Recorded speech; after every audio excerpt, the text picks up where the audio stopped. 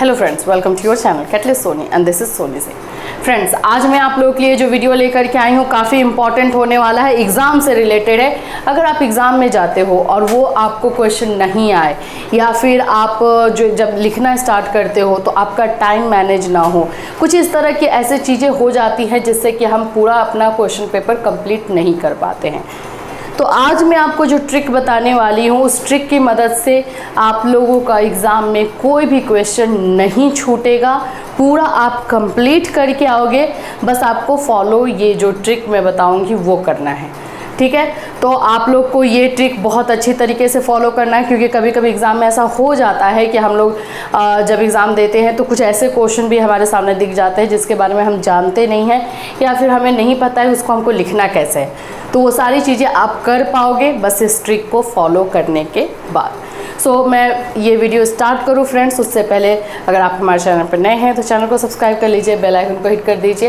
BEd first year class 4 बजे evening में conduct करवाया जाता है, जिसमें मैराथन क्लास हम कर रहे हैं एग्ज़ाम से रिलेटेड। जिनका भी एग्ज़ाम है, जिन भी यूनिवर्सिटी का, तो उसको बिल्कुल मिस मत कीजिएगा। साथ ही साथ अगर आप जो है पेड नोट्स या पेड क्लास चाहते हैं अपनी यूनिवर्सिटी के लिए तो आप हमसे कांटेक्ट कर सकते हैं। जो मोबाइल नंबर दिया गया है उस पर आपको कॉल या मैसेज करना है। चलिए बात कर लेते हैं इस ट्रिक की। कौन सा ये ट्रिक है जिसकी मदद से आपके एग्ज़ाम में एक भी क्वेश्चन नहीं छूटेंगे। इस ट्रिक को हम बोलते हैं ऑब्जर्वेशन ट्रिक। ये एक्चुअली में अगर मैं बोलूँ तो ये हमारे बीएड से ही निकला हुआ ट्रिक है।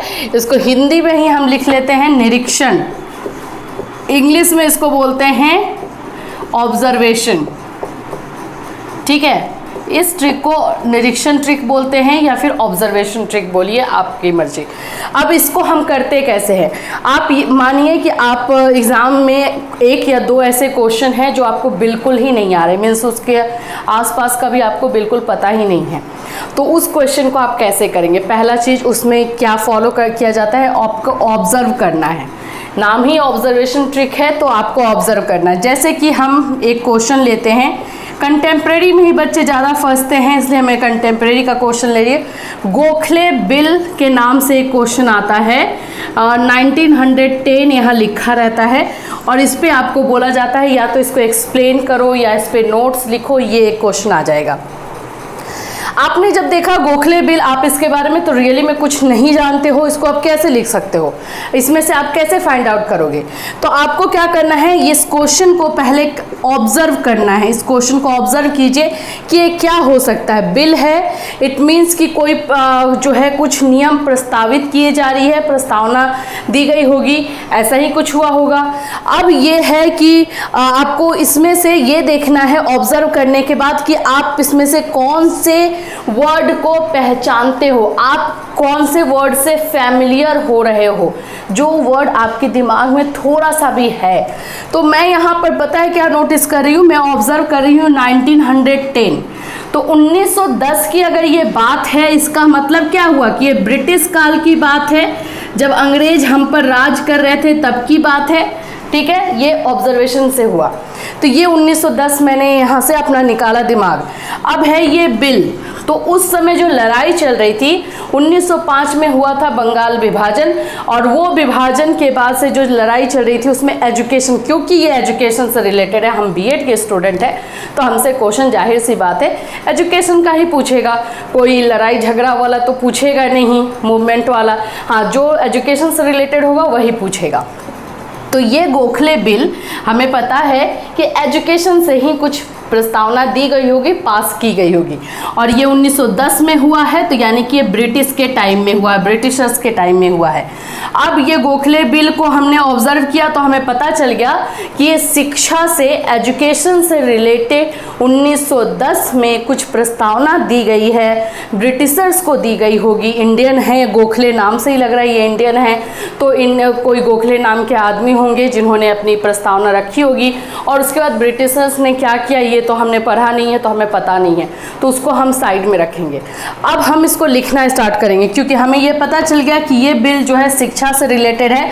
तो हम सबसे पहले शिक्षा यानी एजुकेशन से रिलेटेड लिखेंगे। एजुकेशन से रिलेटेड जो है हम इसमें बताएंगे कि ब्रिटिशर्स काल में जो है एजुकेशन का हाल क्या था, कैसा था, और वो किस तरह से बनाना चाहते थे।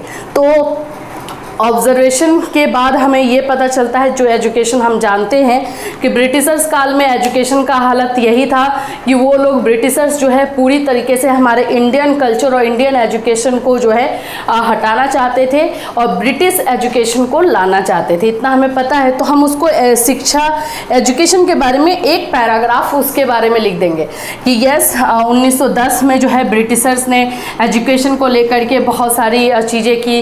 1813 का भी जिक्र कर देंगे, चार्टर एक्ट का, फिर मैकाले का भी जिक्र करेंगे एजुकेशन को लेकर के, वुड डिस्पैच का भी जिक्र कर देंगे। ये सब करने के बाद एक पैराग्राफ तो आराम से हो जाएगा। अब उसके बाद से हम इस बिल की बात करेंगे कि भाई गोखले बिल क्या था। पता तो हमें कुछ है नहीं, लेकिन हमें फिर भी तो लिखना तो है ही। तो इस गोखले बिल के बारे में हम कैसे लिखेंगे मैं आपको बता रही हूँ। पॉइंट में लिखिएगा हमेशा। पहले तो हमने ऑब्जर्व करके एक ऐसा वर्ड ढूंढ लिया जो कि हमें स्टार्टिंग दे सके। तो हमें स्टार्टिंग तो एजुकेशन ने दे दिया भाई। कंटेम्प्रेरी में मोस्ट ऑफ एजुकेशन से रिलेटेड क्वेश्चन रहेगा तो आप वहाँ से कर सकते हो। अब हम गोखले बिल के बारे में लिखने वाले हैं जिसके बारे में हमें पता नहीं है। ठीक है, तो गोखले बिल एजुकेशन से रिलेटेड था। अब इसको हम लिखेंगे गोखले बिल में निम्न प्रस्तावना दी गई थी। ठीक है, इस तरह से आप लिख दोगे, प्रस्तावना दी गई। अब क्या है, पहला पॉइंट में लिखना हमेशा। तो पहला पॉइंट क्या आप बनाओगे, तो उस समय कैसा एजुकेशन चल रहा था। ब्रिटिशर्स अपना एजुकेशन पूरी तरह से लागू करना चाहते थे और इंडियन जो है लड़ाई करते। सबसे पहली चीज़ जो उस समय हो रही थी कि ब्रिटिशर्स का ये टारगेट था कि हम पूरे भारतीयों को जो है शिक्षित नहीं करेंगे, हम कुछ भारतीयों को, कुछ इंडियन को शिक्षित करेंगे, एजुकेटेड करेंगे और उसके बाद उनको अपना एम्प्लॉय बनाएंगे। तो जो एम्प्लॉय हम लंदन से बाहर से मंगवा रहे हैं वो हमें मंगवाना नहीं पड़ेगा, इन्हीं लोगों को कम पैसा दे करके इनसे अपना काम निकलवाएंगे। तो ब्रिटिशर्स का ये टारगेट था कि सभी भारतीयों को शिक्षित नहीं करना है।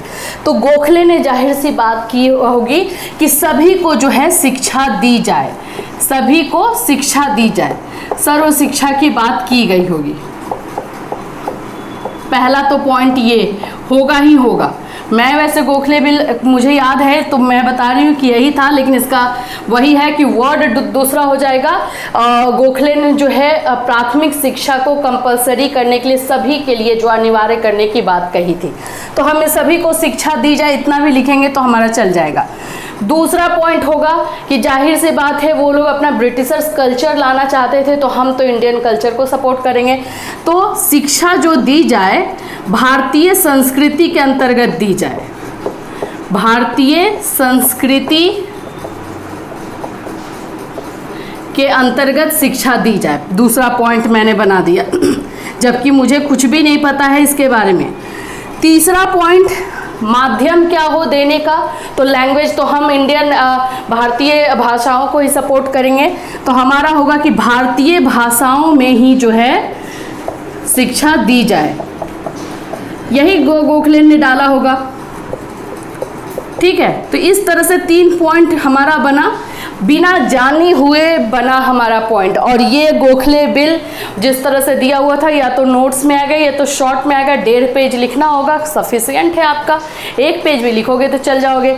मान लो कि 8 नंबर का क्वेश्चन था या 4 नंबर का क्वेश्चन था, तो इतना अगर आप लिख देते हो तो आपको जो है 5 नंबर, 8 में से 5 तो मिल ही जाएगा। नहीं मिलेगा तो 4 तो डेफिनेटली मिलेगा।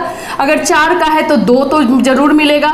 ऐसा तो नहीं है कि 2.5 या 2 भी ना मिले, तो वो तो मिल जाएगा। तो जो क्वेश्चन आपको बिल्कुल भी नहीं आता है उसको आप ऑब्जर्वेशन ट्रिक के माध्यम से उसको लिख सकते हो और उससे रिलेटेड लिख सकते हो। बिल्कुल अलग नहीं जाना है। अगर अलग हमें आंसर मिलता है तो हम उसको पूरा ऐसे काट देते हैं और 0 डाल देते हैं, याद रखिएगा। तो अलग आपको नहीं जाना है, उससे रिलेटेड ही आंसर लिखने का ट्राई करना है। तो ये ऑब्जर्वेशन ट्रिक आपका हुआ। अब उसके बाद से टाइम मैनेज करने का आपको पहले से प्रैक्टिस करके जाना है भाई, कि आप आपको फॉर्मेट पता होना चाहिए और हमको किस क्वेश्चन पे कितना टाइम देना है ये आपको पहले से प्रैक्टिस करके जानी है। ये 2 चीज़ अपनाइए और देखिए, फिर उसके बाद आपका एक भी क्वेश्चन नहीं छूटेगा। टाइम मैनेजमेंट का प्रैक्टिस जरूर करके जाइएगा। इससे रिलेटेड हमने पहले भी बहुत सारे वीडियो बनाए हैं कि टाइम मैनेजमेंट आपको कैसे करना है, तो वो वीडियो जा करके आप देख सकते हो। और लिखने की बात जो है, इस ट्रिक के माध्यम से लिखिए, एक भी क्वेश्चन नहीं छूटने वाला है। सो फिर मिलूंगी आपसे। Till then have a nice day.